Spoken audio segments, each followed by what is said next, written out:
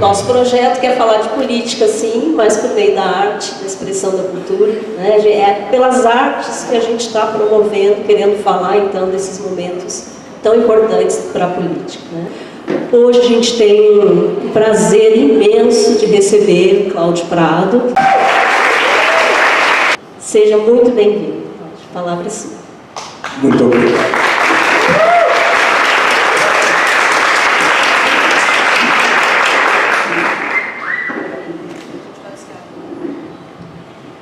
Boa noite. Boa noite, muito obrigado. É um ataque. Teve um erro na minha biografia. Ela falou que eu tinha formação de pedagogia e sociologia, mas como bom hippie, eu pulei fora das duas.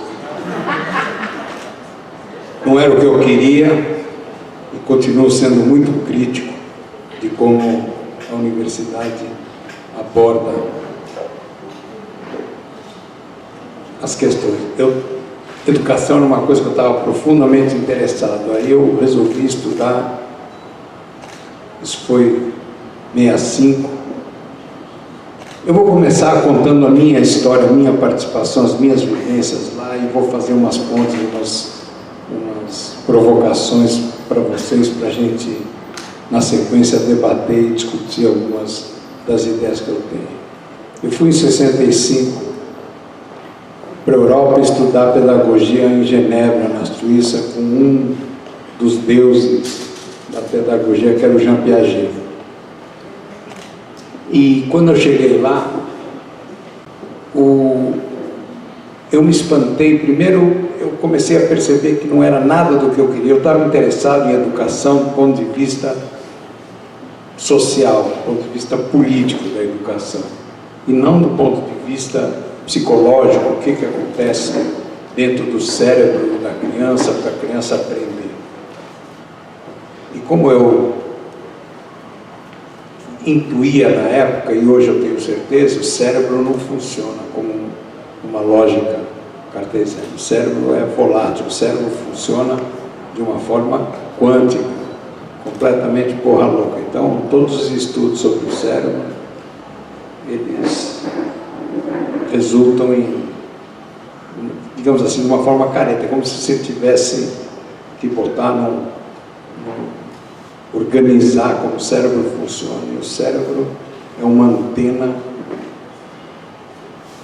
absoluta. Tem sempre essa ideia de que o cérebro, a gente usa só 5% do cérebro, e muita gente se pergunta o que acontece com os outros 95%. Enfim, eu já naquela época olhei para aquilo, e aí eu vi que o Piaget, as aulas do Piaget eram na sala magna da universidade, tinha sempre 2, 3 mil pessoas assistindo ele, era um negócio gigantesco, e os alunos vendiam uma apostila.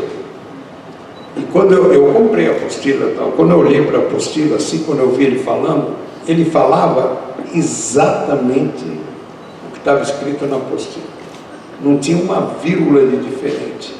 Era aquele semideus sentado ali, falando um texto que já estava escrito. Eu zarpei, rapidamente pulei fora, fui para Londres. E em Londres eu entrei num curso que me pareceu interessante, que era Sociologia, Filosofia, junto, e Psicologia. Os 3 juntos, eu achei aquilo super interessante, a descrição do curso. Mas quando eu fui ver, o curso, na verdade, estava voltado para o mercado. A maioria das pessoas ali estavam a fim de ser gerente de relações industriais, trabalhar no departamento das empresas, cuidar disso, e eu pulei fora. Em Londres eu comecei a descobrir a contracultura. Eu não sabia que pular fora de universidade era uma das regras, digamos assim, da lógica hippie. eu fui descobrir o mundo da contracultura e o mundo hippie que estava pululando nos porões de Londres. Comecei a ir para shows que aconteciam nos porões. E comecei a descobrir que nos porões estava nascendo um movimento que era baseado numa outra forma de olhar para tudo. Esse era o sentido daquele movimento. Nós tínhamos, desde 1950, nessa época, foi a época de maior pujança da lógica do desenvolvimento. E, naquele momento, estava acontecendo a guerra do Vietnã, e começou todo um movimento, nesse momento, de contestação de tudo aquilo que estava acontecendo. Se a gente olhar um pouco para as coisas que, da década de 60, que a cultura hippie trouxe, a gente vai ver que as coisas mais importantes, na minha avaliação, que estão acontecendo hoje, na política, as pautas mais importantes da política, eram as coisas que o movimento hippie estava trazendo para a política, que era exatamente a questão, por exemplo, a questão da paz. Nem a direita, nem a esquerda trabalhou pela paz, construiu alguma coisa voltada para a cultura da paz, contra a guerra. E contra a guerra, a favor da paz, foi uma das pautas principais do movimento hippie. As liberdades individuais, as liberdades sexuais, todas foram trazidas para a cultura política pelo movimento hippie. A questão da ecologia, que não era tratada nem pela direita, nem pela esquerda, foi trazida para a política pelo movimento hippie. Bastaria isso para entender a importância e o fundamental. A direita e a esquerda sempre lutaram a partir de parâmetros bastante semelhantes. Estou aqui fazendo uma provocação. Bastante semelhantes no sentido de, olha, eu estou falando aqui de uma esquerda soviética, digamos assim. O que a esquerda e a direita estavam fazendo naquele momento? Disputando a hegemonia no mundo. A Guerra Fria, mas como é que se mostrava a potência do que estava acontecendo? Era ganhar medalhas na Olimpíada. Quem ganhava mais? Quem chegava primeiro na Lua? Projetos de desenvolvimento, de armamento, de conseguir construir bombas mais potentes uns que os outros. Essa era, na verdade, na prática, o que estava acontecendo. Quando chega 68, explode esse burburinho que rolava nos bastidores dessa juventude inquieta a respeito dessas questões todas.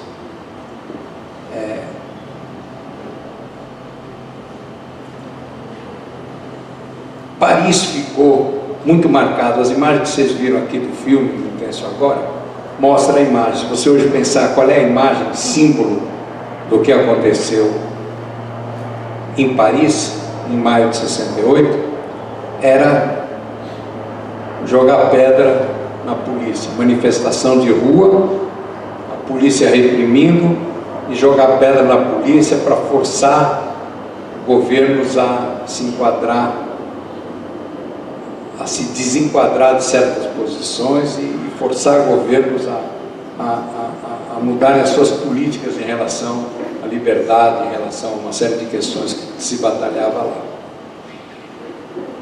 Eu, quando vi esse filme, eu fui entrevistado a respeito desse filme. Depois, se vocês quiserem, tem essa entrevista no YouTube justamente sobre esse filme. E eu disse lá nessa entrevista que nesse momento eu morava em Londres E em Londres estava acontecendo uma coisa muito diferente do que aconteceu em Paris e que tem, na verdade, na minha opinião, uma repercussão muito mais importante do que a coisa toda de Paris no mundo todo, que foi o rock and roll, sexo, drogas e rock and roll. Essa sigla sexo, drogas e rock and roll tem, na minha compreensão, a mesma potência que liberdade, igualdade, fraternidade, que é a Revolução Francesa alguns séculos antes. Sexo como liberdade sexual era um dos tabus mais inacreditáveis. Eu acho que eu sou o mais velho da sala aqui. Ninguém estava trepando nessa época. Eu estava. E os tabus sexuais eram barra pesada. Era barra pesada. O que aconteceu de lá para cá é fantástico. A gente conseguiu derrubar esse mito da impossibilidade de que em torno do sexo podia ter uma liberdade. Então essa questão da liberdade, da igualdade, da fraternidade estava expressa nessa questão sexo, drogas e rock and roll. A droga no sentido político da droga. Então eu estava em Londres. Em Londres a revolução era tomar ácido, pular fora do sistema e se organizar para propor vida comunitária, para propor solidariedade, para propor a possibilidade de se criar aqui e agora, naquele momento, uma mudança profunda na sua forma de viver, na sua forma de pensar, e propor uma pauta que é a pauta do século XXI. Na época chamava Nova Era, Novo Mundo, olhando para questões que até então a academia não olhava, a política não olhava, ninguém olhava. O movimento hippie propõe um olhar novo, completamente novo, que resulta, no ano seguinte, 69, na primeira grande explosão dessa questão, que foi o Woodstock, que as imagens todo mundo tem na cabeça, aquele bando de gente, feliz, dando risada, pelado, cada um trepando do jeito que tinha que trepar. Os festivais de rock eram territórios liberados, políticos liberados, onde se discutia justamente essa questão. E olha que estamos falando de um momento onde a repressão era profunda, mas dentro dos festivais de rock tínhamos, de fato, uma situação de território liberado. Era uma coisa assim fantástica. E Woodstock foi a grande explosão,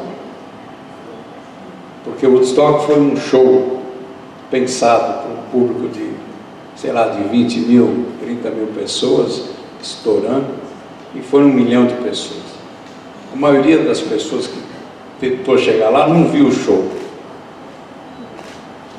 E muita gente ia para os festivais de rock para viver o acampamento que girava em torno do festival, e não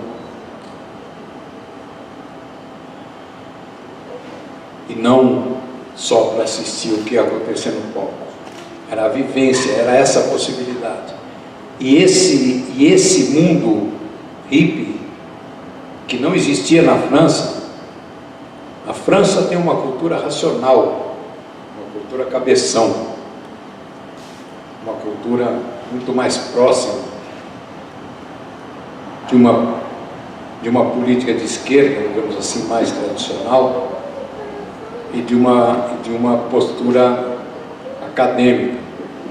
O cinema francês é um cinema maravilhoso, o cinema novo francês, mas é um cinema cabeção. Tem muitos filmes dessa época que são filmes herméticos, para pouca gente falar.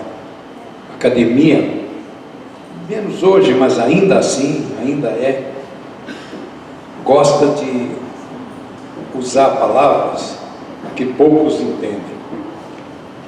Gosta de uma linguagem hermética, mais difícil de entender. Dificilmente se encaixa em linguagem popular, palavrão, digamos assim. Eu não consigo falar sem usar palavrão, porque é o que a gente usa quando a gente conversa, mas numa tese de mestrado, dificilmente parecem palavrões. Eu acho que a liberdade de se expressar de uma forma mais emocional é uma das questões que naquele momento rompia com a tradição mais careta. Na verdade, a França é careta, perto do que aconteceu em Londres e do que aconteceu na Califórnia também. A Califórnia foi um grande foco do movimento hippie. Existe uma publicação que antecede a internet, nos anos 70, que chama-se The Whole Earth Catalog. The Whole é whole, W-H-O-L-E, a totalidade, a Terra toda. Eu nunca consigo traduzir The Whole Earth. É a Terra toda, é uma visão holística, digamos assim, do planeta, e o catálogo holístico do planeta, uma coisa qualquer nesse sentido seria a tradução. E o subtítulo dessa obra, que são os livros grandões, era Access to Tools, acesso às ferramentas. E na minha compreensão, e na compreensão de muita gente, porque já tem várias teses, vários livros escritos a esse respeito, a internet inventada antes da internet. Digamos assim, as páginas amarelas da contracultura. Nesses catálogos tinha tudo o que estava acontecendo fora da lógica do sistema, com acesso com telefones, onde se compra, onde tem coisas, onde que se consegue de graça, como construir uma casa sem passar pela lógica do sistema, como fazer as coisas fora do sistema, todo tipo de coisa que você pode imaginar, desde reflexões, pensamento, até coisas práticas, onde comprar as ferramentas mais interessantes, onde conseguir coisas, onde tem coisas de graça, onde tudo que você pode imaginar. É uma obra que leva à descoberta da internet. E a internet é hippie. A internet é uma invenção hippie. Muitos de vocês devem ter escutado que a internet deriva. Muitos não, todo mundo aqui ouviu isso. Que a internet nasce num projeto militar junto com as universidades. É parcialmente verdade isso, porque existia uma proposta de comunicação que estava sendo construída ali, mas essa informação é vazada de lá por um Wikileaks, antes do Wikileaks, alguém vazou essa informação tecnológica de alguma forma, e ela foi captada e ela foi transformada por várias pessoas, mas basicamente um cara, o Tim Berners-Lee, que é um inglês, que é o cara que inventa e que bota no ar o www. O www é uma série de protocolos que garantem a universalidade da internet e garantem a liberdade da rede. O www nunca foi patenteado, nunca foi transformado, nunca se transformou, nunca houve o movimento de transformar a internet numa ferramenta proprietária. A potência que teria se alguém tivesse transformado a internet numa ferramenta proprietária é muito mais potente do que, sei lá, do que a porra do Facebook anos depois. O fato da internet nunca ter sido feita para ganhar dinheiro é uma proposta hippie, porque a única cultura que se propôs a pensar, o único movimento político que se propôs a pensar no ser humano e na felicidade das pessoas, e sobretudo nesse aspecto, no acesso ao conhecimento, acesso às ferramentas, a possibilidade de todo mundo falar com todo mundo, e a possibilidade que isso tinha no sentido político de profunda transformação do mundo, digamos, é um projeto hippie, um projeto que nasce e explode na Califórnia de uma forma muito interessante.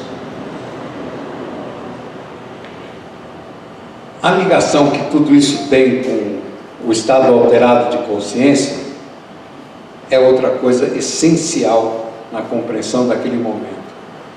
Porque o estado alterado de consciência, as drogas psicodélicas todas, que são, na verdade, ancestrais, todas as religiões originais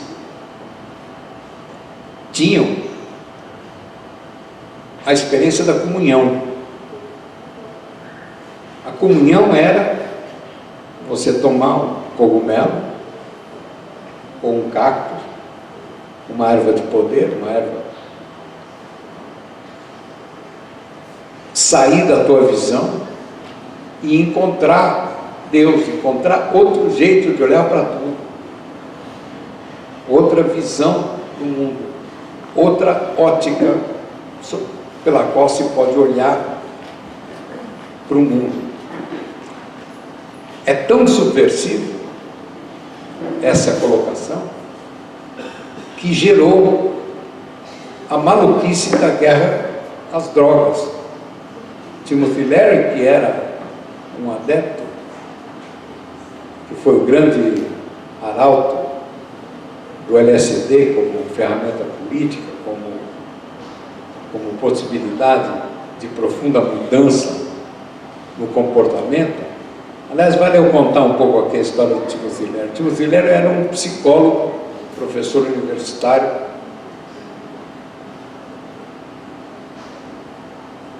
que descobre o LSD e que não era droga, não tinha sido ainda criminalizado, e leva LSD para o seu curso de graduação de psicologia. O que ele dizia, o que ele propunha é que todo mundo, todos os alunos tomassem LSD como parte do currículo. E eles chegaram a comprar uma praia paradisíaca no Golfo do México, onde levava os alunos todos para tomar LSD e tinha todo um processo, porque o que ele dizia é que com isso as pessoas poderiam partir para um autoconhecimento, se entender melhor antes de querer resolver o problema dos outros. Imagina, um cara propondo, dentro de uma universidade, aqui, propondo o LSD como no currículo, assim, LSD,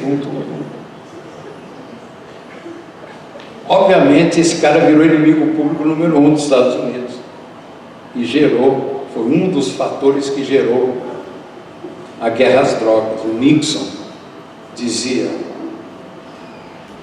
o maior problema do mundo são as drogas, maconha, LSD e tudo mais. A maconha, obviamente, era uma droga perigosa para quem? Para o American Tobacco, a nicotina, que era uma droga dominada por eles, de efeito lento e retardado, fatal no fim, mas lento.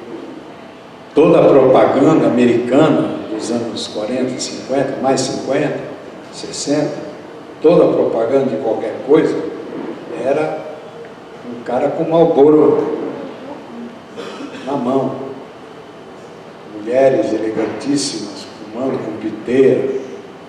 Todo não fumar era uma espécie de de retrocesso, o cigarro como elemento essencial da compreensão cultural daquilo que estava acontecendo. E a maconha vinha na contramão disso, porque a maconha não precisava passar por processos industriais. É uma planta, você planta e fuma. Não era do interesse da American Tobacco, mas, no entanto, a American Tobacco registrou todos os nomes das maconhas mexicanas na época, que é o que chegava nos Estados Unidos. E pesquisou como trazer a maconha para o sistema, como é que a maconha ia entrar no sistema. Mas resolveram segurar aquilo e apoiar a guerra às drogas. A guerra às drogas é a coisa mais nociva e mais terrível que foi feita, e foi feita para destruir o alto grau de subversão que significava o movimento hippie para a lógica desenvolvimentista da política da direita e até certo ponto para a caretice da própria esquerda, do momento e da época. Eu falo da caretice porque a União Soviética era muito carente. Muito carente. A Rússia, em 1917, no momento da Revolução Russa, que tem vários aspectos profundamente interessantes, porque ela derruba uma ditadura terrível, que era dos czares lá. Mas naquele momento, o mundo das artes, a vanguarda russa, produziu as coisas mais interessantes que se tinha naquele momento, de uma estética profundamente modificada. Muito antes de Picasso estourar, a Rússia tinha coisas extremamente potentes no campo das artes visuais. Foi chamado de decadência americana, foi destruído completamente tudo o que estava fazendo, e a arte soviética, que se chamava realismo soviético, é de uma caretice equivalente hoje aos coxinhas da Avenida Paulista, com aqueles balézinhos, aquela maluquice, aquela caretice estética que está sendo proposto hoje. Se vocês prestarem atenção, pesquisem a vanguarda russa nas artes plásticas. É inacreditável o que estava se produzindo na Rússia, e não foi a partir disso que surgiu o movimento da esquerda, foi a partir da repressão disso que surgiu todo o comunismo. Aliás, o comunismo russo, segundo Marx, o último lugar no mundo que o comunismo nasceria seria na Rússia. A ideia de Marx é que isso aconteceria ou na Inglaterra ou na Alemanha, que eram os países mais industrializados na época. E foi num lugar que não estava industrializado, nem se industrializando, que acontece isso. Eu gosto muito de fazer essas provocações todas que eu estou fazendo. Eu espero que vocês depois venham com um debate caloroso em torno disso. Essas questões todas transformaram maio de 68 numa simbologia extremamente importante. No meu entender, hoje está brotando de volta o movimento hippie, que ficou adormecido durante muito tempo, mas que está sendo trazido de volta. Hoje, as pautas, as questões todas que eu mencionei aqui, são as questões mais importantes que tem. o genocídio da juventude negra e pobre das periferias brasileiras é, no meu entender, a pauta mais importante que se tem para discutir nesse momento e que se tem que, sobre o qual tem que se tomar atitudes, tem que se entender, a partir dessa percepção, o que é o novo que tem que vir. Afinal das contas, né, que porra é essa de século XXI? O que é esse século XXI? Na minha percepção, muita gente olha para o retrovisor e projeta o século XXI como uma continuidade natural do século XX.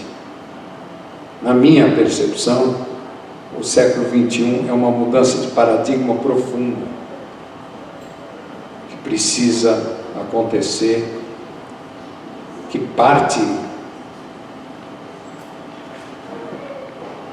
O paradigma mais antigo que tem que ser rompido, está sendo rompido, é o paradigma do machismo.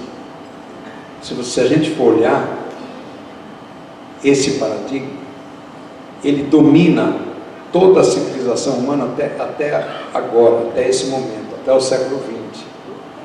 O século XXI é o rompimento dessa lógica. A gente tem a imagem do homem puxando a mulher pelos cabelos para ir trepar, para fazer amor. Isso é uma imagem, essa imagem existe por aí, e é uma imagem do machismo levado às consequências, às últimas consequências. Esse machismo está incrustado na sociedade mundial de uma forma incrível, eliminando a possibilidade de... Agora, essa questão é uma discussão absolutamente viva hoje. Pela primeira vez no mundo, essa discussão está viva, cheia de problemas, cheia de gente, cheia de barras muito pesadas, violência para cima de quem está se libertando sexualmente, a possibilidade hoje da pessoa escolher seu gênero e poder ir no cartório se registrar, era uma coisa impensável, até para quem era otimista, como eu sempre fui. Isso é inacreditável, e é uma coisa que rompe completamente. Por isso que o povo careta fica querendo proibir exposições em museus. Essas coisas são ridículas, e esse ridículo está sendo exposto pela internet. O ridículo, tudo que está acontecendo no mundo hoje, exposto pela internet, só lembrando, internet, hippie, exposto pela janela hippie da internet para o mundo todo, tornou todas essas questões pedagógicas. Nós estamos vendo como as coisas acontecem. A imagem daquele apartamento cheio de grana do Gedel Vieira, cara, que porra é essa? Isso todo mundo viu. As malas de dinheiro sendo levadas de um lado para o outro, isso tudo está exposto. Hoje em dia a internet vaza essas coisas todas, expõe isso, mostra isso. A gente não tem só a Globo. Quando eu tinha a idade de vocês, o único jeito de ficar sabendo das coisas, oficialmente, era a Globo, não tinha outra informação. Eu me lembro de gente falando que conhecia alguém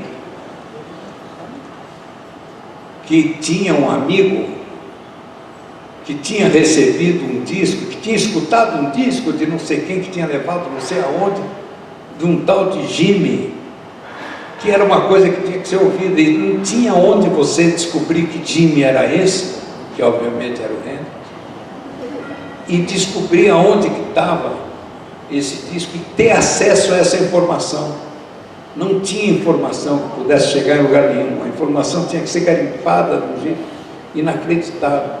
Esse salto de lá para cá, que é uma coisa contida dentro da minha vida adulta, é um negócio inacreditável. Não há como não ser otimista em relação ao que está acontecendo. Eu sou um profundo otimista em relação ao que está acontecendo, embora eu acho que nós ainda vamos passar por questões sangrentas, questões difíceis, ainda vai ter matança de homossexuais, ainda vai ter esse tipo de coisa, mas esse é o estrebuchar do velho mundo, não é o começo de uma radicalização de direita que muita gente está falando, é o fim dessa questão. E as espécies, as correntes, quando estão em vias de extinção, se tornam violentas. Essa violência que está sendo colocada lá não é majoritária, ela é o medo de perder a identidade cultural. Toda violência pública é perda de identidade cultural.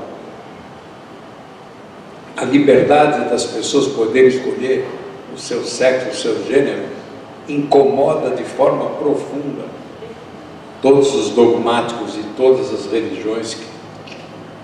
Agora, isso é um processo de evolução. Isso é uma outra provocação que eu queria fazer para vocês. A minha esperança se baseia num processo evolutivo e não num processo revolucionário. A evolução é muito mais perene, muito mais potente do que as revoluções. As revoluções apontam certas questões, mas elas não são duráveis. Não há exemplo de revolução que tenha se tornado uma coisa viva e saudável. Ela aponta, ela acelera, ela mostra coisas, mas o processo da evolução é inacreditável.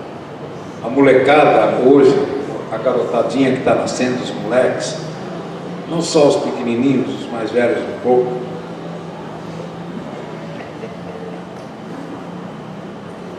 é outra lógica. Os recém-nascidos têm um olhar, quem convive com um nenê pequeno, recém-nascido hoje, pode perceber um olhar, no primeiro dia de vida, no segundo dia de vida, essa molecada tem um olhar perfurante, focado, olhando, prestando atenção. Há uma coisa nova acontecendo no processo de evolução que torna possível a construção de uma nova consciência, de uma nova possibilidade de olhar para o mundo, de uma nova forma embutida na gente, de um novo olhar, que é o olhar que foi provocado pelo estado alterado de consciência naquele momento, usando as drogas psicológicas. O furo que a maconha está fazendo na medicina, no mundo, é uma coisa inacreditável. O Colorado, que é um estado, eu diria, careta até pouco tempo atrás, nos Estados Unidos, legalizou a maconha, primeiro a maconha medicinal, e algum tempo depois, mais recentemente, a maconha recreacional. E o estado do Colorado tem uma lei que faz com que o governo tenha que devolver dinheiro excedente de arrecadação de imposto. Então, se tem um orçamento que o Estado vai arrecadar 10 milhões de dólares, sei lá, X, e o Estado arrecada mais, ele é obrigado a devolver para o cidadão, para os pagadores de impostos, para todo mundo, para a população, devolver esse excesso de arrecadação. Pois o estado da Califórnia hoje, do Colorado hoje, está devolvendo dinheiro para as pessoas e saneando as finanças públicas do estado do Colorado a partir do desenvolvimento da maconha. Ou seja, a maconha vai ser legalizada no mundo todo. Eu me lembro que o movimento que eu participei durante os anos 60 era contra a legalização da maconha. Era um movimento chamado Keep Drugs Illegal, mantenha as drogas ilegais, porque a rebeldia era mais importante que a legalização. Estar fora da lei era mais importante. Ele gostou. Era mais importante do que a própria legalização. E essa questão abre um capítulo novo na questão da medicina. Existe um ramo da medicina já desenvolvido, se aprofundando, que é a medicina psicodélica. É um ramo da medicina que começa a chegar à conclusão que provavelmente, eu estou dizendo provavelmente, mas é a minha certeza, que a maconha e as outras drogas psicodélicas são a base de uma nova são para a medicina do século XXI a mesma coisa que a penicilina foi para o século XX. A penicilina, um antibiótico, foi uma descoberta que salvou vidas e continua salvando vidas de uma forma incrível. O mau uso da penicilina é outra besteira. O mau uso dos remédios alopáticos é uma coisa absurda. O que acontece nos Estados Unidos hoje, a maior causa de morte hoje nos Estados Unidos é por remédios receitados por médicos, é a crise dos opiáceos. Se ninguém olhou para isso, tem que prestar atenção. É remédio contra a dor que vicia e mata as pessoas e é receitado pelos médicos e é a maior fonte de renda da indústria farmacêutica, que é uma indústria bandida e criminosa, que engaveta remédios que podem curar porque quer tirar dinheiro de remédios que não curam. É uma indústria, é uma das coisas mais pavorosas que pode ter, é a indústria farmacêutica. E a maconha está começando a ser a solução. Se vocês olharem a quantidade de vídeos que existem apontando para a primeira camadinha de compreensão do que a maconha é como medicina pessoal e, na minha percepção, como medicina social e coletiva importante. A maconha tem quebrado a couraça, careta interior, emocional de muita gente. Eu, na minha projeção pessoal, o governo do século XXI, esse governo que a gente almeja, essa possibilidade de mudar tudo, e essa é a questão que está embutida em maio de 68, como é que a gente faz para mudar a porra toda? Está tudo errado. Qual é um dos símbolos do movimento hippie? É a calça rasgada, que agora virou coisa de boutique. Eu juro que eu quero um dia filmar uma fábrica de calça e a máquina que faz os furos na calça. É uma das coisas mais ridículas que pode ter, vender calça furada. É ridículo. É a estupidez da estupidez da estupidez. Você olha as calças, os buracos são todos idênticos. E o simbolismo desse buraco era uma coisa completamente diferente. Era o filho do dono das calças que não comprava calça nova. Era usar a calça velha e não entrar no consumismo. Esse era o sentido da calça rasgada. Agora virou coisa de boutique. É a coisa mais ridícula que pode ter no mundo. Eu olhei antes para ver se alguém tinha calça rasgada, não vi nenhuma. Mas escondam, né? Porque é um negócio, se você olhar para isso e entender o que está por detrás da porra toda do equívoco do século XX, é o consumo completamente fodido. E o movimento hippie, a primeira coisa que bate é contra o consumo.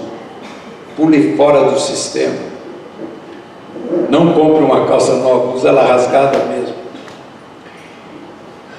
Enfim, eu estou borboletando aqui em torno de vários temas e eu nem sei quanto tempo passou, qual é o limite disso aqui.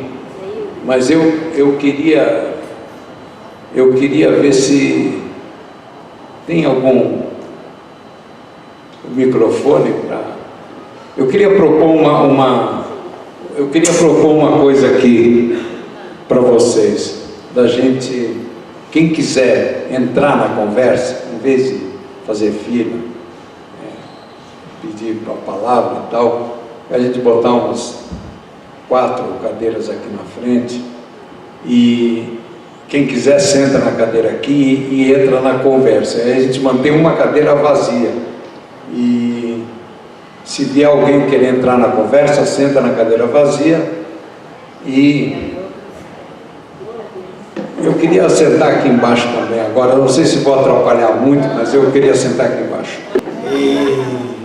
Como eu participei em 2013 do Congresso Internacional sobre Drogas e da Marcha da Maconha, sou a favor da legalização, como é do próprio Congresso, a legalização, regulamentação e descriminalização de todas as drogas.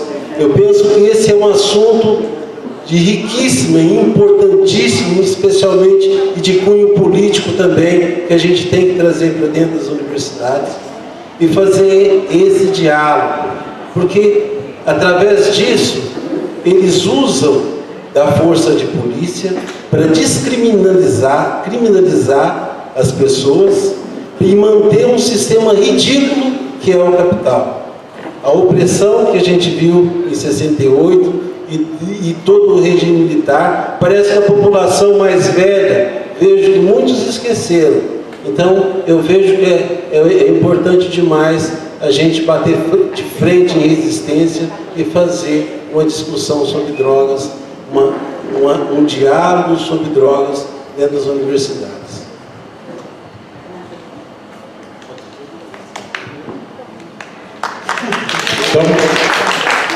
Estamos aqui, né? Então, aqui não é pergunta, aqui é papo de botequim. Bora papo de botequim. Gente, boa noite. Tá ruim o som, porque eu não consigo falar bem não. Perdoa minha voz de estar cara rachada, né? Mas enfim. Queria falar, tipo assim, mais uma colocação, e depois eu quero que o senhor coloque, porque eu gosto muito. Não sou senhor, já falei. Essa barba me confunde muito. Mas, parece... Como é que eu devo chamar você sem barba? Pode ser senhor também, eu gosto. Ivete? Tá bom.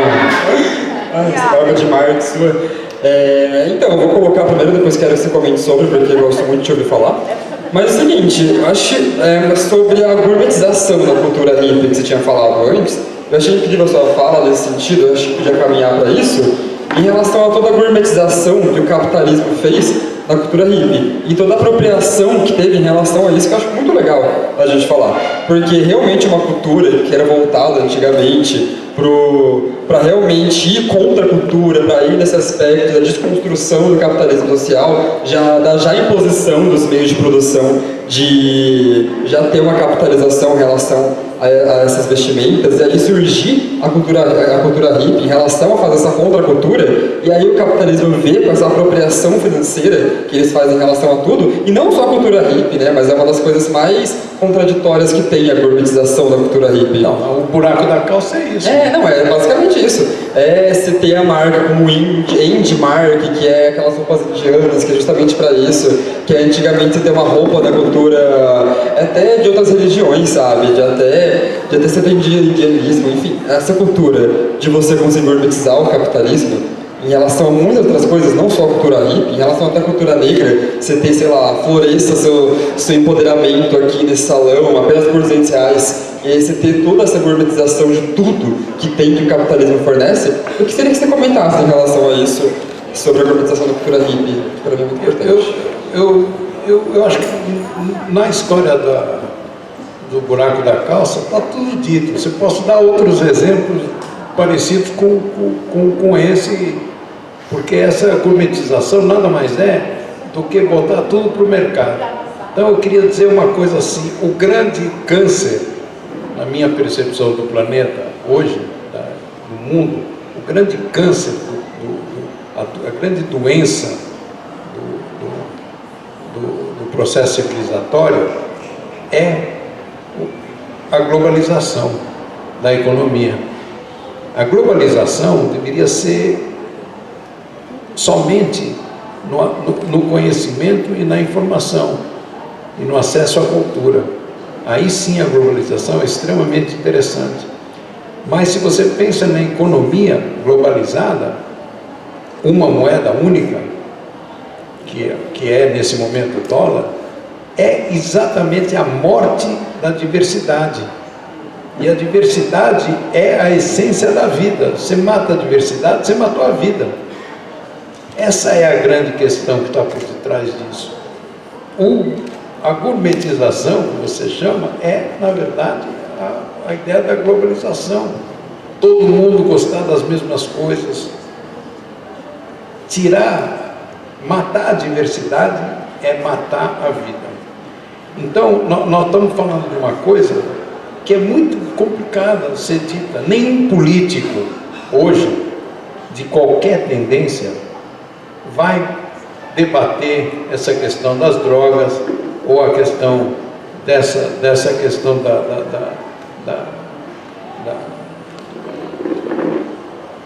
liquidar, dizer que a globalização é um problema, embora estejam acontecendo experiências inacreditáveis nesse sentido, elas não são possíveis ter. Eu espero que nessas eleições agora a gente consiga eleger pessoas que estão falando desse tipo de coisa, para começar a irrigar o nosso sistema político de outras vozes e de outras possibilidades de percepção do que é um olhar mais amplo em relação ao século XXI.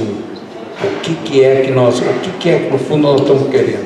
Eu imagino um governo onde a coisa mais importante, entre várias outras, mas uma das coisas mais importantes é não ter ninguém morando na rua.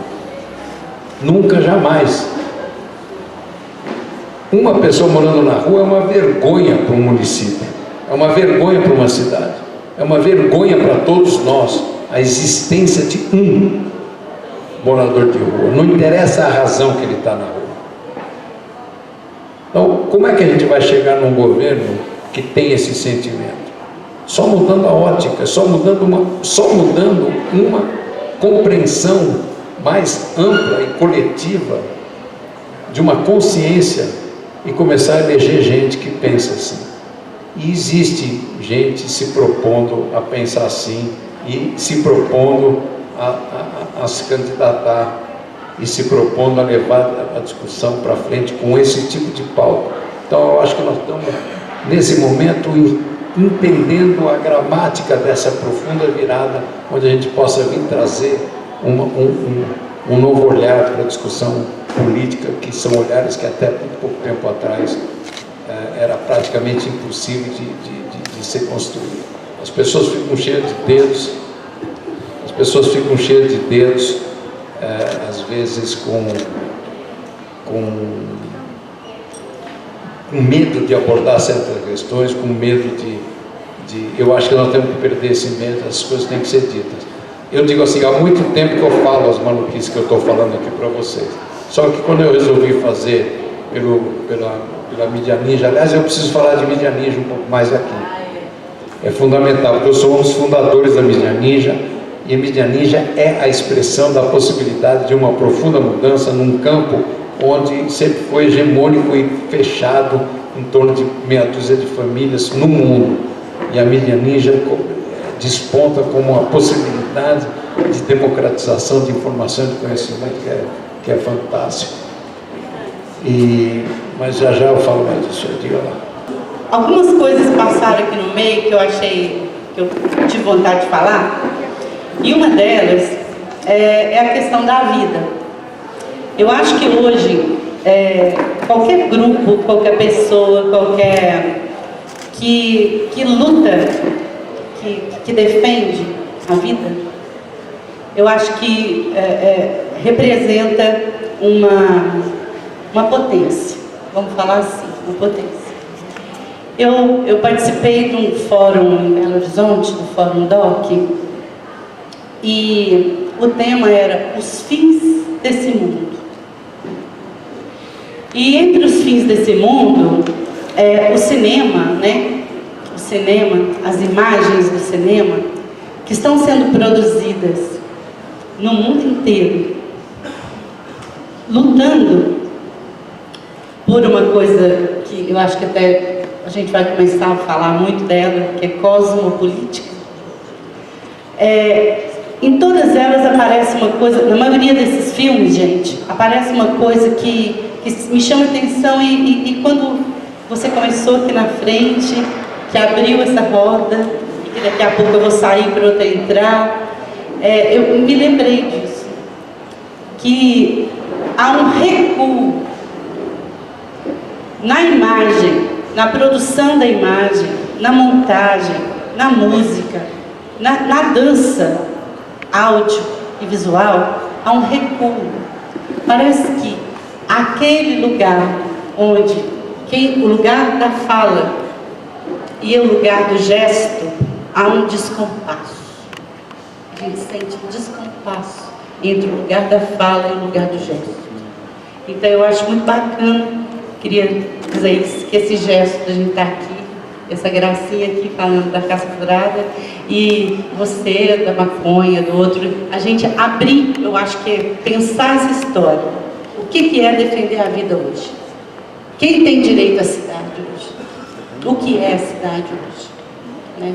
Depois eu falo da medianística, mas é muito bacana essa história, é emocionante a gente pensar na defesa das vidas. Né?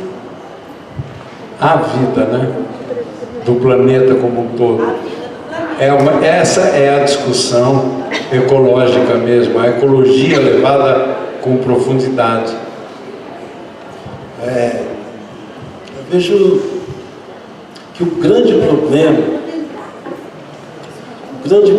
que mais aflige todos nós, né, na questão da globalização, não é propriamente a globalização, mas sim a globalização da mentira e da hipocrisia, que vai manipulando e atingindo o interesse de grandes banqueiros, de grandes capitalistas, e vai arrebentando com todos nós e oprimindo, colocando a gente em uma condição de refém, uma condição que não dá mais para suportar. Se a gente não tomar um nível de consciência logo, já está passado da hora, se a gente não tomar um nível de consciência logo, falar que nós somos o povo brasileiro, que digo sim que aconteça como na Islândia, que chegue não queremos mais bancos, não queremos mais Estado, de jeito nenhum. A gente tem que chegar no nível de organização que possa falar sobre autogestão, possa falar sobre vida em primeiro lugar. Bora bater papo. Como é teu nome? Irmão.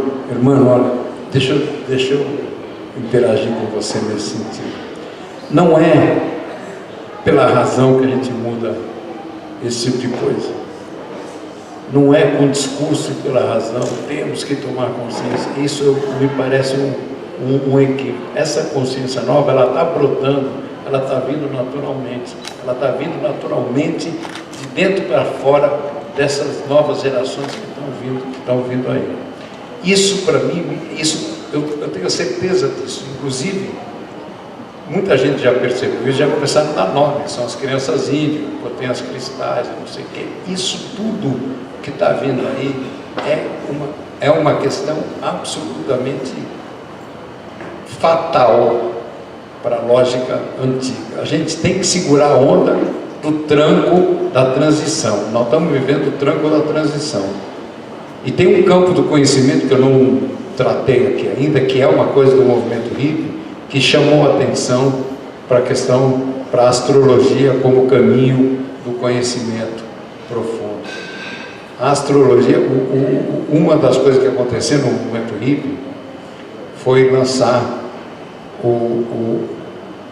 a Idade de Aquário, que foi uma música musical extremamente importantes daquela época.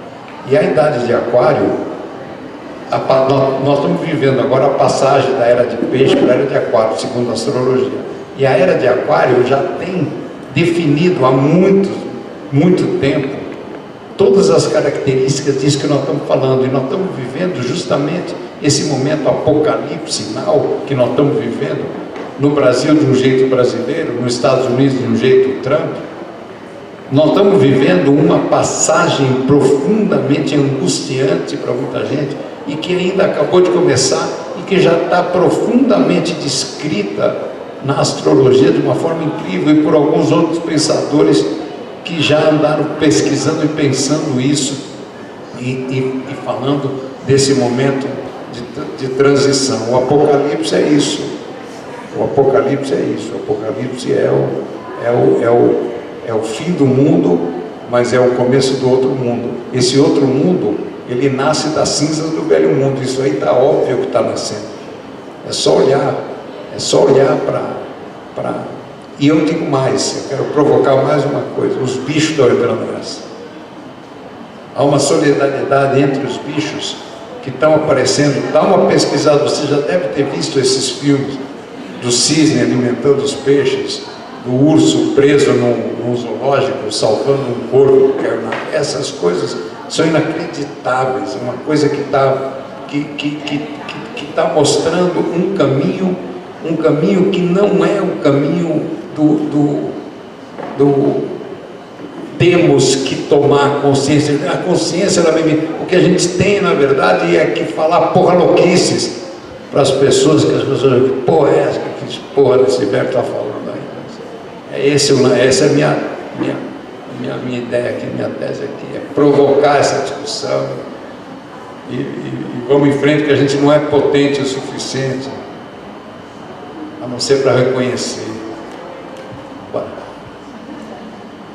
Então, é muito bom a gente participar dos delírios utópicos, porque, bem, eu penso que eu sou de uma tradição de esquerda, e nós estamos muito envolvidas numa leitura que a gente pensa que é de realidade, trabalhando com essas categorias, né? E na nossa avaliação de conjuntura, assim, digamos, né, nos termos clássicos, a gente está fazendo uma avaliação muito, assim, você está falando, traz dimensões animadoras porque fala de um estrebuchar de um velho mundo, porque as coisas na nossa avaliação estão bem ruins, né?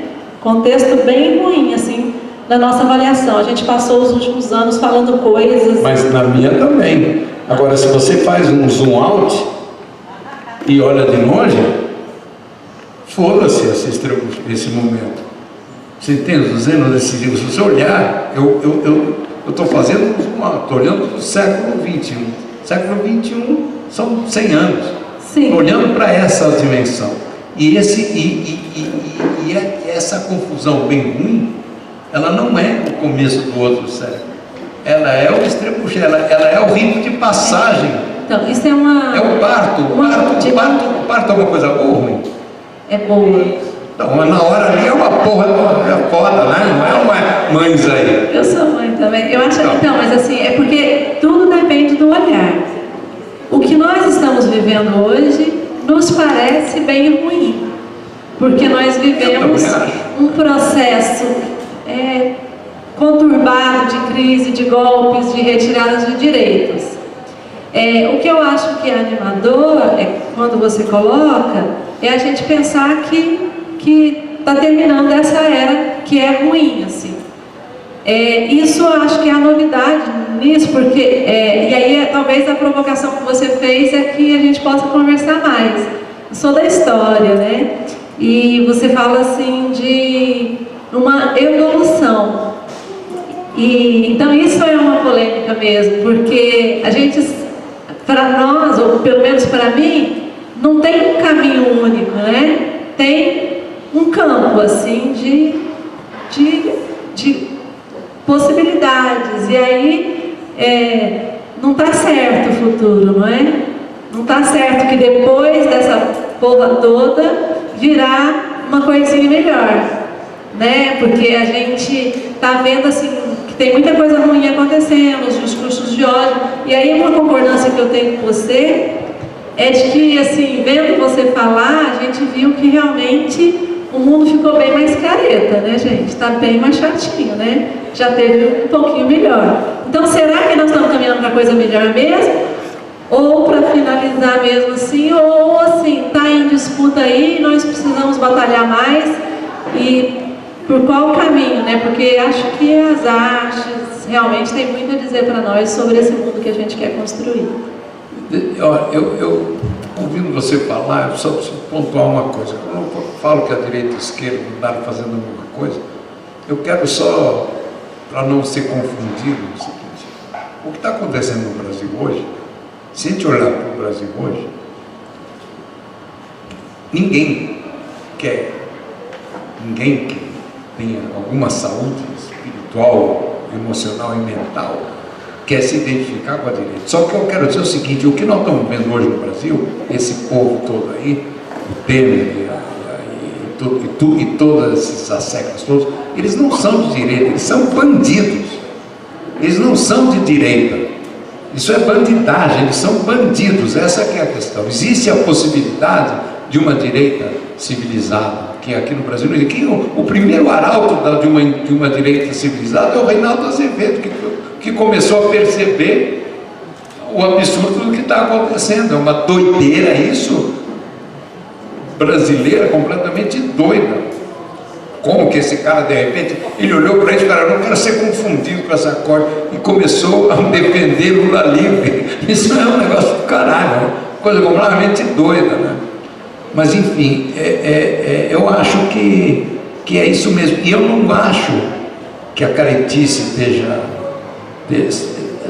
maior. Ela está, na verdade, é o extremo chato disso. Porque vocês viram aquela lancinha do lançamento daquele Partido Novo? Alguém viu isso? Cara, isso é um negócio, pô, esses caras, Partido Novo, vim com aquela dancinha, com aquele negócio lá em cima. Isso é para a gente perceber a caretice. A caretice hoje está mais visível, porque alguém foi lá, filmou, até eles mesmos filmam, porque eles acham, eles não têm vergonha, eles perderam a vergonha de se mostrar daquele jeito. Então isso daí é para a gente olhar e para a gente sair fora começar a entender o que é esse negócio. Aliás, caretice é uma porra, um negócio difícil de explicar, né? E como é que define caretice? Eu estou há décadas atrás de encontrar a definição. Mas enfim, é por aí. Certo. Eu não pude pegar o início do debate, né, porque eu sou de um cursinho popular aqui da universidade, trabalho no cursinho popular e eu precisei dar aula antes de correr para cá, então eu não peguei o início, mas eu percebi que grande parte da nossa conversa aqui hoje voltou para a questão da legalização das drogas, da guerra às drogas que a gente tem no Brasil, e por isso eu me senti instigado em trazer também uma provocação, né, para contribuir aqui com o espaço, que diz respeito a uma questão que muitas vezes é ignorada quando se fala sobre legalização das drogas no Brasil, que é quem traz essa droga, quem comercializa essa droga. A Yara, ela começou fazendo uma questão aqui onde ela dizia: quem tem o direito à cidade? Eu questiono a vocês: quem tem o direito de fumar um baseado? Eu sinto, se eu estou vindo aqui para pesar a consciência de alguns, mas é preciso entender que a guerra às drogas no Brasil hoje, ela é a justificativa para o extermínio de jovens negros no Brasil. E sinto dizer ainda, eu estou pesando a consciência de alguns, que quando a gente acende um baseado, quando a gente fuma um beck, quando a gente vai curtir uma lombra, a gente está, ainda que indiretamente, contribuindo com essa realidade de extermínio de jovens negros. Então acho que a gente tem que ter, para além de um discurso político, para além de uma atitude política engajada que vai contra toda essa estrutura que está colocada, a gente tem que ter responsabilidade. Porque eu não posso continuar fumando a minha maconha tendo a ciência de que no meu baseado tem sangue. porque é o que está acontecendo. Na CPI de Jovens Negros em 2016, o Senado concluiu que a cada 23 minutos um jovem negro é exterminado no Brasil. Mas não é por causa da maconha. Em 2017, essa realidade não mudou. Através do mapa da violência a gente também vê isso. E hoje, no que foi lançado pelo IPEA, do Atlas da Violência de 2018, essa realidade não muda. Não é por causa da maconha diretamente, mas é sim em conflitos com a polícia militar que envolve o tráfico de drogas e que envolve sim a questão da maconha, da cocaína, seja lá Bora lá, seja. faz o teu discurso de candidato e diz para mim o que você propõe. Não é um candidato, o que eu proponho o que eu proponho é responsabilidade. Eu tenho aqui o exemplo do Gregório Duvier, né, que é um artista, é um comediante que acho que muitos aqui conhecem, e desde o ano passado ele tem feito o quê? Ele tem plantado a maconha dele na casa dele, tem tirado foto e mostrado para a Polícia Federal e falando, vem aqui me prender, eu estou plantando maconha não é proibida, por que vocês não me prendem? E até hoje ele está esperando a polícia chegar na casa dele. Então vamos... Porque ele tem ciência de lugar de privilégio que ele está, que é um lugar de um homem branco, heterossexual, de classe média, que o coloca numa situação que permite... Ele não é tão heterossexual. Mas vamos lá. Eu não me importo com isso, né? Mais viado do que eu. Mas eu acho que é importante a gente ter consciência que no baseado, a gente vê isso aqui na universidade, gente. É ótimo ter essa liberdade de fumar um beck, de chegar ali no jogo. Hoje disso não acontece mais com tanta frequência, né? Olha, posso interagir com você? Sim. Então deixa lá. Ó. O Grow Room, não sei se você conhece, é um dos movimentos que está propondo que no processo de legalização, o primeiro beneficiário dessa legalização, economicamente falando, tem que ser o traficante hoje atual.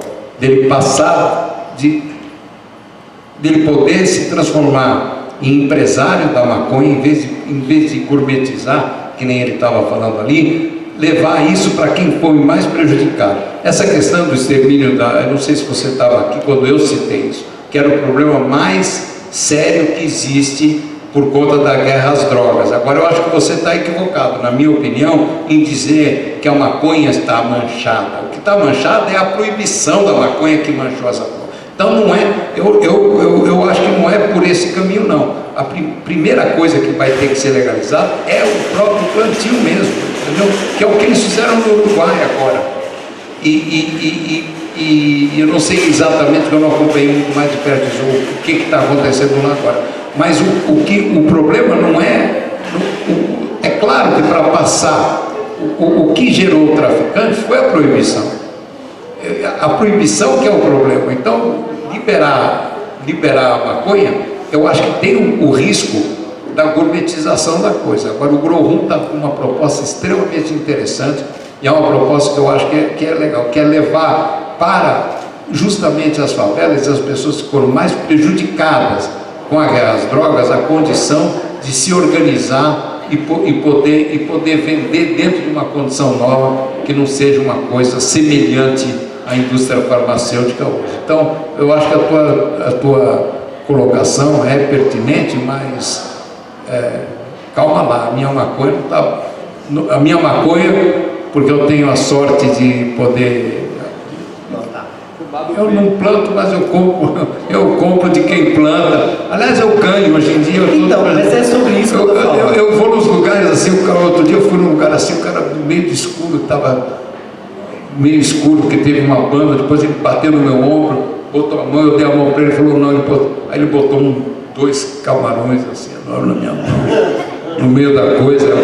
Então, eu tenho sido agraciado com esse... Mas o problema é exatamente esse, o comércio e a forma que ele está. Eu estou falando exatamente da realidade. A gente pode ter um lógico, eu também concordo, né, que se deve regulamentar. Que a gente inclusive tem, né, o Barroso no Supremo, no STF, fez uma proposta de regulamentação até do plantio da maconha no Brasil, que obviamente... Esse cara faz parte da turma, como o Fernando Henrique Cardoso está querendo salvar sua biografia com THC. Mas o que acontece? Esse comércio, provavelmente a pessoa que você comprou, ela não desfruta de direitos trabalhistas tais como a gente, né? Ela, além de estar ali numa situação de trabalho totalmente sucateada, exposta à criminalidade, exposta à violência, E você falou, pra gente, eu acho que a gente está num lugar muito confortável, entende? É isso que eu falo. Eu não sou hipócrita, quem me conhece aqui sabe que eu fumo maconha de vez em quando, né? O que tem gerado, o que tem pesado na minha consciência ultimamente é exatamente essa realidade. Você coloca, o problema é a proibição da maconha. Eu iria além. O problema é o que essa proibição tem causado, né? Porque o que a gente tem visto? A continuidade, para nós historiadores, é um pouco difícil a gente falar em continuidade, mas grosso modo é sim a continuidade de um projeto de extermínio da população negra. Então, se no passado escravizaram, chicotearam, hoje encarceram e exterminam com a justificativa de uma guerra às drogas. Então acho que a gente tem que pensar sim sobre isso e tem que entender a nossa parcela de responsabilidade nesse processo de extermínio da juventude negra. Eu estou querendo... isso.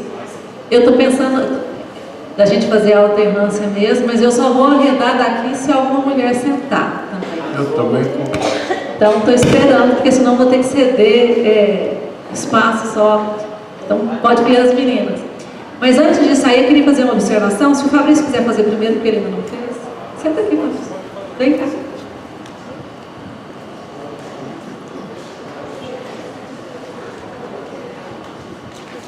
Boa noite a todos e todas. Meu nome é Fabrício Vilela, eu sou mestrando de História e eu quero fazer uma conexão com o contexto histórico que você tem relatado aqui, que é o período dos anos 60. É um período que eu estou tentando debruçar e ensaiar a interpretação sobre 2 filmes de um cineasta que se chama Rogério Sganzella. E na sua... Meu amigo. Peraí, vamos fazer uma nota de rodapé. Não, obrigado. Eu vou te contar, posso te interromper? É o seguinte, quando ele chegou em Londres, ele chegou junto com o Julinho e com a mulher dos dois, que é a Helena Inês, que é minha amiga e tal. E ele chegou lá com 2 latas de filme. Eu pensei que era o filme dele, eram 2 latas cheias de maconha. Ele levou maconha para Londres, onde só tinha xixi. E ele chegou com essas 2 latas lá de maconha, assim, do Maranhão, extraordinária, mas é isso aí. Continua aí. Saudável. Na sua fala, eu notei muita semelhança com essa pesquisa que o Paul Beatriz Speciale tem feito. A N1 Edições lançou nesse ano, lançou inclusive nesse mês. Pô, essa eu não conheço esse livro, rapaz, do caralho. Chama Testojonk, que testojonk significa viciado em testosterona, que é sexo, drogas, biopolítica na era farmacopornográfica. Ela cunha esse conceito, ele no caso, né? Farmacopornográfica, para dar conta de uma série de mudanças que têm ocorrido após a quebra do regime do Fordismo. E ela fala que os Estados Unidos investiu em pesquisa de sexualidade e uma série de coisas. A pornografia como uma indústria cultural de massa e a indústria farmacêutica como um motor do capitalismo pós-fordista. E eu achei muito interessante que casa muito com a sua fala e que... qualquer outra coisa que eu ia falar.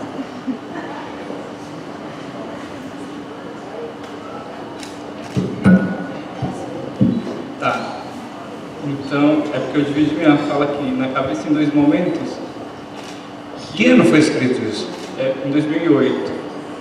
E foi traduzido quando? Esse ano, mês passado. Olha. Publicado, na verdade. Que legal. É um livro que era ela, hoje se identifica como ele. Era Beatriz Preciado, hoje se considera Paul Preciado. É um filósofo que tem influência da Espanha, tem influência anarquista. De que país? Espanha. Ele é espanhol? Espanhol. Então tem influência anarquista. E o livro ele é biográfico, autobiográfico, de falar um pouco dessa intoxicação voluntária da testosterona sintética e refletir sobre esse processo de mudança que tem acontecido na modernidade, que hoje... Eu acho fantástico a existência de um livro como esse, tão doido assim, traduzido. Quer dizer, isso é genial. Não é um livrinho pequenininho, é um livro grande, né? É uma bíblia, praticamente. É um negócio... Tá vendo? Olha aí, isso aí é uma loucura. isso, nós estamos vendo coisas incríveis como essa. Muito obrigado por ter trazido esse livro aí. Vou tentar digitalizar ele, porque ele está bem carinho para disponibilizar para mais gente, porque agora a gente está fazendo esses tráficos pela internet, traficando esses livros. É desobediência civil. Pirataria, nesse patamar que você está falando, é desobediência civil e tem que ser praticado.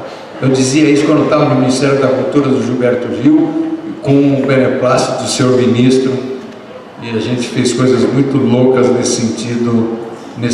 Durante o governo Lula, o Ministério da Cultura fez coisas inacreditáveis, e eu ajudei algumas delas lá a avançar para frente.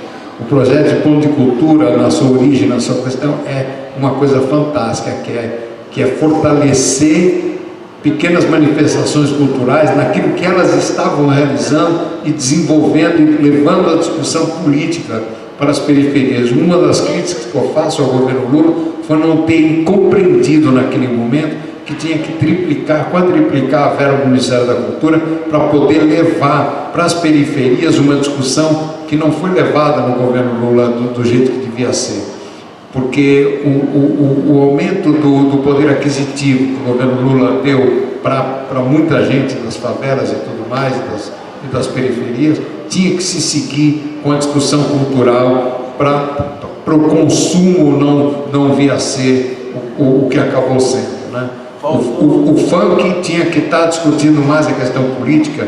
Eu tenho uma ligação muito profunda com muita gente do funk e na Liga do Funk de São Paulo, lá onde eu tenho trabalhado e discutido isso muito com a molecada, da necessidade de uma oxigenação da informação, de uma oxigenação, de uma discussão mais ampla da questão cultural, que tinha no Ponto de Cultura a possibilidade de aumentar e que não foi feito naquele momento do jeito que eu acho que poderia ter sido mais ampliado isso. A questão da pedagogia do oprimido. Sim. Faltou essa pedagogia, porque mesmo assim, se tivesse feito, né, as pessoas teriam hoje melhor compreensão política de tudo isso aí, talvez esse desfecho teria sido diferente. Isso. Oba. Tudo. Então, eu queria só comentar, e também já passar direto para a Dandara para ela continuar, mas na esquerda tradicional tem tido um debate muito chato já, que talvez tenha sido questionado lá em 68 e muita gente ainda não entendeu, sobre os movimentos no contexto atual. Aí eu queria que você comentasse sobre como é que você está avaliando esses movimentos nesse momento, negritudes, mulheres, LGBTs, e os vários movimentos, e numa visão mais ortodoxa, tem sido colocado como isso acaba com a classe, né? Fragmenta a classe, tudo, como um problema, assim. E aí eu queria que você comentasse. Mas peraí. Me explica isso. Em que sentido fragmenta? A luta de classe é isso que está querendo dizer? Isso, porque assim, hoje nós temos vários grupos aí e tem muita gente incomodada porque a parada é maior do que a manifestação contra a retirada de direitos, e é isso mesmo que está acontecendo, né? A marcha da maconha é maior, então Tá, entendi. entendeu? 8 de março é maior do que O 8 de março. Mas então, é isso que eu estou dizendo. A marcha, a parada gay é política. A marcha da maconha é política. Eu fui nessa marcha, eu estava meio doente, eu não consegui ficar muito tempo lá. Eu estou me recuperando aí de uma porra, de uma gripe com pneumonia que me pegou, que foi foda. Agora, eu fui na marcha. Agora, eu tenho ido sempre na marcha da maconha. Eu fui na marcha da maconha. Só tinha molecada de periferia. É impressionante é o único movimento político em São Paulo que eu vejo que trouxe a periferia para a Avenida Paulista. É incrível, eu me senti, foi um negócio incrível mesmo aquilo. A Marcha da Maconha tem sido, eu acho que ali é o locus da discussão política. O que está equivocado é a marcha política. A marcha política está errando, está falando, vendo a palavra de ódio com bandeirinha de partido e o outro brigando contra o outro. Sabe, esse negócio é um negócio velho, ultrapassado, completamente inadequado. O último lugar onde a discussão política chega direito, pode ser levada abertamente, é no partido político. Sabe que outro dia eu vi um negócio que eu falo, era um líder de um cara, eu esqueci quem era, um cara tão ridículo, eu até esqueci. Ele dizia assim, está na hora da gente pensar no país e não no partido. Eu falei, caralho, que porra é essa? Como assim o partido pensa no quê? Porra, então pronto, então foda-se, entendeu? A gente vai fazer isso em outro lugar. É isso. Boa noite, gente. Eu me chamo Dandara. Primeiro, é um prazer enorme, Cláudio, te ter aqui nessa universidade, porque essa cidade, a gente estava até comentando ali, né, é uma cidade muito conservadora, fundada nos princípios coronelistas, assim. Não sei, triângulo. Triângulo do agronegócio, dos grandes fazendeiros latifundiários, que acham que tem até a chave da porteira da cidade, né, que abre e fecha para quem eles quiserem. Assim. Então, eu considero essa atividade uma atividade muito importante de estar acontecendo na universidade hoje, né. Quero dialogar um pouco com a fala do Regis, porque nós estamos, esse ano, fazendo 130 anos da abolição, né? E de lá para cá, eles arrumaram os mais diversos artifícios para nos prender, para nos matar. O samba criminalizado, a capoeira, o candomblé, e mais... E agora o funk. O funk. E os skatistas? Os hip hop, grafite. Então eles estão aí se munindo de elementos para dizer o que é crime e o que não é, né? E eu acho que a guerra às drogas é o que mais tem provocado o nosso sangue e a nossa dor, né? O Atlas da Violência que saiu hoje está aí escancarando mais uma vez índices de morte e extermínio da juventude negra, né? Enquanto a morte dos brancos caiu 6%, a da juventude negra cresceu 26%. 76% das pessoas que morrem vítimas da bala da polícia no confronto direto são negros, pobres, da periferia. E ainda é muito difícil para a gente conseguir conectar essa luta pelas liberdades individuais e coletivas com o que a Quebrada está fazendo e produzindo. Porque a mãe que perde seu filho, vítima dessa guerra, está com dificuldade de entender o que é a legalização, o que é a regulamentação. Porque isso tem gerado dor. Esse extermínio está para além de ceifar vidas, né? Está ceifando também as nossas subjetividades. E nessa disputa de narrativa, eu acho que nós estamos perdendo um pouco o time, por isso que o Getânia coloca, né? De achar que uma luta está desconectada da outra e que fique lá com a Marcha da Maconha, que aqui nós estamos lutando contra a PEC. Fique lá com o 8 de março, porque aqui nós estamos lutando por Lula livre, pura e simplesmente, né? Então, eu acho que a nossa dificuldade ainda no século XXI, enquanto organizações que reivindicam uma mudança de sociedade, tem sido de conseguir conectar esses saberes e práticas para uma outra vivência. Porque é isso que o Regis disse, né? Aqui na universidade, um branco fumando maconha é uma coisa legal, descolada. O pretinho, quando ele chega no jambolão, ele é o traficante que veio da Quebrada para cá vender. E isso justifica a polícia militar ter que estar no campus. Então, eu acho que é um desafio para nós, nesse século, pensar como que nós vamos conseguir também fazer da nossa prática a utopia, né? E não deixá-la lá, mas também agregar. E entender que esses movimentos identitários, como eles gostam de dizer, não está dividindo, pelo contrário, está gerando uma outra, né, um outro saber e uma outra disputa ideológica, né? Uma outra disputa de valores. E que nós ainda não estamos conseguindo, de fato, conectar, por achar que uma coisa está muito distante da outra e que as lutas não se dialogam no fim ao cabo. Olha, eu quero dizer para você que a tragédia da guerra às drogas realmente tem provocado coisas inacreditáveis nesse sentido. E a desinformação total que existe em torno dessa questão tem levado muita gente para buracos absurdos. Agora, quero dizer para você o seguinte, que a lógica para esse enfrentamento, na minha percepção, é o fortalecimento da ideia de redução de danos, que tem que ser trabalhado.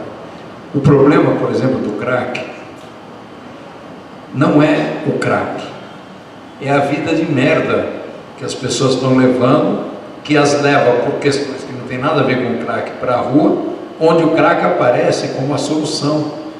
O crack não é o crack que é o problema, que pessoas que estão com a vida resolvida, eles fumam crack e estão com a vida resolvida. O problema do crack, a cracolândia não é o problema do crack, é o problema social, uma doença social, é o abandono do Estado em relação a pessoas que não encontraram o caminho nesse capitalismo selvagem que está aí, seja lá pela razão que for.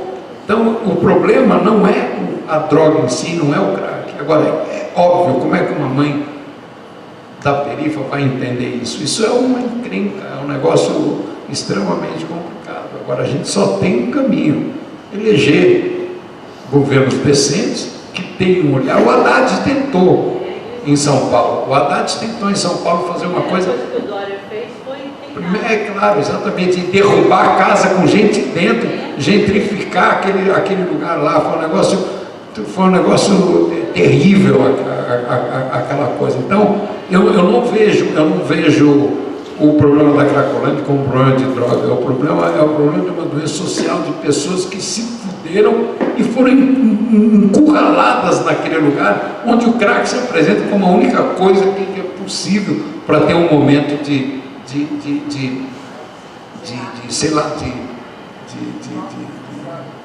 um estado. Uma fuga da realidade. Não é fuga da realidade, não. É para um estado de prazer. O cara está procurando ter. Por isso que eu digo assim, a coisa mais potente que tem no mundo é o funk, que diz: eu só quero ser feliz, viver tranquilamente na favela onde eu nasci. Esse refrão e essa música tem a mesma potência da música do Geraldo Vandré teve nos anos 60, caminhando e cantando. É muito forte isso. Isso deveria ser a pauta central de um governo municipal, dar direito à felicidade para as pessoas que estão mais fodidas. E o que mais dói a gente também é perceber que nos nossos anos de governo nós não colocamos a mão, o dedo nesse tendão de Aquiles nosso, que é a segurança pública. Aqui em Minas, por exemplo, nós temos um governador que é do PT, de esquerda, mas que ainda acha que segurança pública é entregar mais viatura e mais armamento para a polícia. Pois é. Então nós temos que... Boa noite, Cláudia. Boa noite a todos e todas. Eu sou Letícia, sou jornalista na LUV. Quero te dar de presente a edição 0 do nosso novo jornal, Linha de Frente. Eu gostaria de saber quais são os seus principais delírios utópicos e também como que as retiradas de direitos que nós sofremos nos últimos 2 anos, desde o golpe, como que elas interferem nesses delírios, nessas utopias? Na coisa da retirada dos direitos, eu olho do seguinte jeito: o único jeito de equilibrar finanças de governo, pela lógica do século XX, pela lógica capitalista, é voltar para a escravidão. É o único jeito que eles têm. Então, os passos que foram dados são passos que vão na direção de voltar para o regime escravagista, porque aí dá para fechar a conta. problema que eu enxergo nisso, que é uma coisa difícil de falar, porque as pessoas entendem mal, é que carteira de trabalho não pode ser a solução do século XXI. O que hoje se chama de trabalho informal tem que ser regulamentado, regularizado. Se o cara vai para a rua vender cachorro-quente, ele não pode ser proibido de fazer isso, gente. É um absurdo, o cara está tentando se virar e tentando fazer as coisas de um certo jeito. Ele tem que ter o direito. Essa informalidade é o caminho do século XXI, de um rito de passagem. Eu acho que o delírio utópico político que eu tenho hoje, talvez o principal, é que o caminho do que nós estamos vivendo hoje tem que levar para a questão da renda mínima cidadã. Hoje o governo tem que garantir direito às pessoas que precisam ter seus direitos garantidos para tentar encontrar um caminho para o desenvolvimento que não seja um desenvolvimento predatório e tão nocivo como esse que está aí. Talvez nisso eu responda as duas coisas. Eu acho que a renda mínima cidadã e uma compreensão de novas formas de organizar a sociedade que tire da economia o elemento central. Você quer ver uma coisa assim? Nessa questão do petróleo, as pessoas se esquecem que a Petrobras nasceu de um movimento político para tirar o Brasil da possibilidade de ser manipulado pelos interesses do petróleo. O petróleo é nosso, essa era a frase, e é política que regulamenta, que tem que regulamentar não só o petróleo, mas qualquer indústria. Tem que ser pela política a regulamentação. Nós não podemos continuar dizendo para todo mundo o que a Globo está insistindo em dizer agora, que a única forma de resolver o problema da Petrobras é transformar a Petrobras numa empresa que trabalha com os acionistas da Petrobras. Isso é uma estupidez, isso é um negócio completamente louco. Nenhuma empresa tem que ter isso como prioridade. Não que não possa ter acionista, o cara ganhar dinheiro com isso, mas não pode ser a qualquer custo. E o custo social, se você tirar a política da história, esses caras vão escravizar todo mundo, vão foder com todo mundo. Agora, a carteira de trabalho, muito cá entre nós, é uma desgraça. Não pode ser o sonho utópico de ninguém.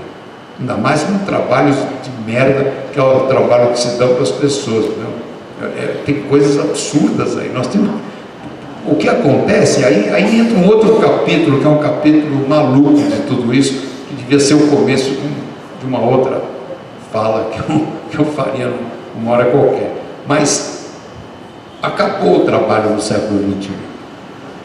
Não vai mais ter trabalho. A tecnologia está furando o sistema, a tecnologia está furando o capitalismo de uma forma inacreditável, simplificando as coisas. O drone, que eu falo sempre, é uma coisa inacreditável. O que o drone vai fazer com a realidade do transporte, essas coisas que estão paradas aí, isso aí é um negócio completamente ridículo, tecnologicamente falando, o automóvel. 1000 quilos de ferro para levar 80 quilos de carne de lá para cá é completamente ridículo. O drone, que não precisa sair a mais do que 20 centímetros do chão, poderia fazer a mesma coisa que isso por 1/10 do preço. O petróleo brasileiro tinha que estar sendo vendido a preço brasileiro. O Brasil tem autossuficiência de petróleo. Para que ele precisa botar o petróleo conjugado com o preço do dólar? Não tem sentido nenhum. As pessoas ficam ouvindo isso, ficam ouvindo a Miriam Leitão falar que a única solução é essa, é equacionar o preço do petróleo ao dólar, e com isso é um negócio de uma burrice fora do normal. O petróleo tinha que resolver o problema do Brasil. A Venezuela tentou fazer isso desse jeito, só que a Venezuela tem um erro profundo na Venezuela. O Chávez, que era um cara incrível no sentido de que ele foi o cara que peitou os Estados Unidos de uma forma fantástica, mas ele erra completamente quando ele fala que o socialismo do século XXI é um país cuja economia é todinha baseada no petróleo. O petróleo é um negócio antigo, completamente ultrapassado, não tem sentido tecnológico mais nenhum. É a tecnologia, as novas fontes energéticas, chamadas limpas, E a hidrelétrica não é limpa. Belo Monte é um desastre ecológico. Não é limpa, porra nenhuma. Ela só não solta fumaça, mas ela semeia a destruição. Avatar é o melhor filme para que a molecada veja para discutir Belo Monte, que inclusive é baseada nessa questão. E a economia do hidrogênio, que vai vir agora há pouco, vai significar descentralização, ou deveria acontecer logo, porque ela é muito mais interessante, simplificar completamente, descentralizar a matriz energética. Então você produz a eletricidade que você precisa com um aparelhinho pequeno que você tem ali e produz a sua própria eletricidade, acaba com um sistema de distribuição de energia unificado. E o petróleo, ele não tem que acabar por escassez de petróleo, isso é ridículo, como a idade da pedra não acabou por escassez de pedra. O petróleo é absolutamente novo, é uma coisa que está velha porque está velha. E os interesses do petróleo sendo mantidos e boicotando completamente as novas formas de energia. O velho Gurgel, para quem não se lembra, era um fabricante de automóvel brasileiro, falou para mim, pessoalmente, nos anos 80, quando ele parou, que ele estava parando de fazer o carro elétrico, porque iam matar ele. Ele me disse isso pessoalmente. Iam matar ele. O carro elétrico, hoje a Honda está fabricando carro elétrico. A Tesla está fabricando, na verdade, o automóvel, a Tesla usa o automóvel, mas o automóvel é completamente ridículo. O helicóptero é uma máquina absolutamente velha. O drone é uma máquina simples e que tem uma estabilidade que o helicóptero não tem de jeito nenhum. A estabilidade do drone ela é perfeita. O helicóptero é uma máquina completamente velha, antiquada, completamente sem sentido, caro pra caralho, e o drone é barato. Então nós vamos ter, e o drone resolve, é muito mais fácil regular as camadas do que o automóvel. É de uma burrice fora do normal, tecnologicamente falando. Agora é o símbolo de status, hein? Continua sendo o grande desejo da molecada de qualquer lugar da favela ou não. O grande desejo é falar, o carro tem tecnologia, acende uma luzinha azul, faz não sei o quê. Esse negócio é ridículo. Gente, Cláudio, eu acho que a gente fica ali conversando aqui, né, gente, mais tempo, porque não tem nada melhor do que conversa, né? O Deleuze que falava que a filosofia deveria ser exercida no botequim. E a gente vai pro botequim depois daqui. Mas é o seguinte, e aí eu queria terminar com aquela frase que você falou de jogar a pedra, né? De 1968, que os estudantes pegavam os paralelepípedos, né? E jogavam. E a frase, os policiais, e a frase é o seguinte: abaixo do paralelepípedo tem a praia. Muito obrigada por você estar aqui. 68 faz 50 anos e a gente discute política misturada com as culturas, com as artes, com os nossos gestos e essa voz linda de todo mundo aqui. Muito, muito obrigada por você estar aqui. Obrigado a vocês.